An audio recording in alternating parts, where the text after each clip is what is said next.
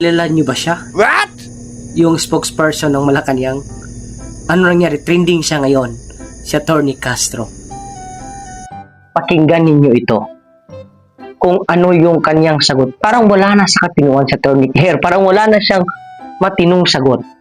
At palagi niyang binabanatan ang dating administrasyon. Hey, y'all, come look at this. Oh, sige, tignan natin mga kaklira. Tignan natin. Pakita ko na to. O, sige ha. Pangako, 20 pesos. Ito, ano kaya ito? Okay. Ito dati ang sinabi, mga kaklir. Oh, sige. Ay, sorry. In importing rice to a tariff system where rice can be imported more freely. This will give us additional resources for our farmers, reduce the price of rice by up to 7 pesos. Oh, kaya mo ginawa yung batas, rice certification law to eh. Para yung gusto mong 7 pesos na kada kilo ay mangyari ha.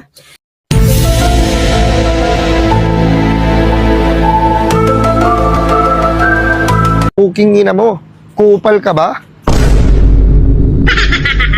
7 pesos per kilo rice then after. Okay, yan ha. Yan, 2 years ha. 2 years ha. Nangako 7 pesos per kilo na bigas ha. Ah. What? Bro, what are you talking about, man? Sasabi ha. Oh. To show proof, the former Mindanao Development Authority chair posted a video of the current rice prices ranging between 40 kilo to 70 per kilo when he visited a market in Iloilo. O paano? Paano masasabing murang bigas sa panahon ni dating Pangulong Duterte? 7 pesos? A few moments later. Rice can be imported more freely.